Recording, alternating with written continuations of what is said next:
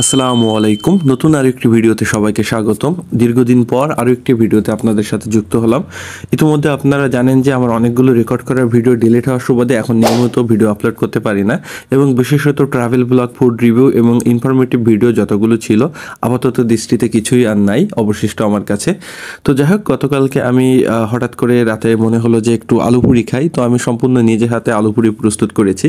তো এর জন্য প্রয়োজনীয় উপাদান যা যা নেওয়া লাগে সবগুলো আমি করেছি। বিশেষত আমি আলু ভর্তা তৈরি করে নিয়েছি এবং আটার মধ্যে হলুদ, মরিচের গুঁড়া এবং প্রয়োজনীয় অন্য মশলা দিয়ে সেটাকে পানি দিয়ে আমি শেষ পর্যন্ত শেপে নিয়ে আসছি। এবং আমি কতগুলো আলু পুরি তৈরি করব তার আমি আগে থেকে গোল করে আমি রেখে দিয়েছি, এবং পরবর্তীতে আমি এটা বেলন পিড়িতে যেটাকে আর কি আমি ওটা প্রস্তুত করে নিলাম। নিয়ে পরবর্তীতে আমি ভাবলাম যে এটি তেলে ভাজতে হবে। এখন আমি ভাজা শুরু করলাম, দেখলাম যে তেলের মধ্যে আমি আলু পুরির শেপটা যখনই দিয়েছি তখন সেটা সুন্দরভাবে ফুলে ফেপে উঠেছে, এবং পরবর্তীতে আমার কাছে বেশ ভালো লেগেছে যে এটি খুব টেস্টি হয়েছে। বাসার সবাই যখন খেয়েছে তখন খুব প্রশংসা করেছে, যদিও তারা বলেছিল যে আলুর পরিমাণটা যদি আরেকটু বাড়ানো যেত ভিতরে তাহলে এটা আরও বেশি সুস্বাদু হতো।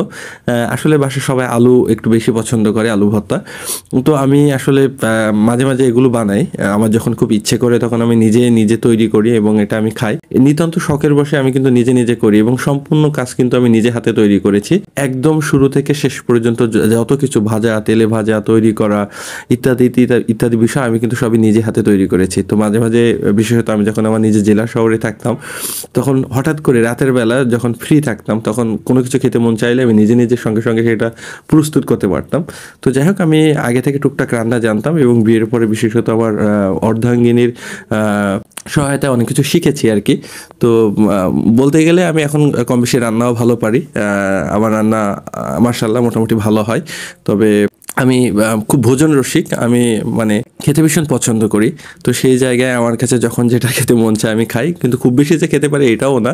মানে ভোজন রসিক মানে এই না যে আমি একেবারে মানে খেয়ে ফেলবো সব কিছু আর কি। তো যাই হোক, আমার খুব ভালোই লাগছিল যে আমি আলু পুরিগুলো খুব সুন্দরভাবে প্রস্তুত করছিলাম, এবং যতবার আমি তেলে দিয়েছি আমি খেয়াল করে দেখেছি যে পুরিগুলো খুব ফুলে ফেপে উঠছে এবং সুন্দরভাবে এটা ভেজে আমি প্রস্তুত করে নিয়েছি। তো যাই হোক, শেষ পর্যন্ত আমার কাছে বেশ ভালোই লাগলো, আমি নিজেও খেলাম। এবং শীতের সময় এমন গরম গরম পুরি খেতে কার না ভালো লাগে, এবং তা আবার রাত 10-12টা এই সময়ের মধ্যে আর কি। তো বাসায় সবাই খাওয়া দাওয়া শেষে এরকম গরম পুরি রাতে ঘুমানোর আগে খেয়ে খুব তৃপ্তি পেল। তো আমার কাছে মনে হয়েছে যে পুরির পরিমাণটা যদি আরও বাড়াতে পারতাম তাহলে সবাই আরও পরিতৃপ্তি করে খেতে পারতো। আসলে সমস্ত কাজটা আমি নিজে এক হাতে তৈরি করেছি, এবং এতক্ষণ ধরে কাজ করেছি, একটা করে পুরি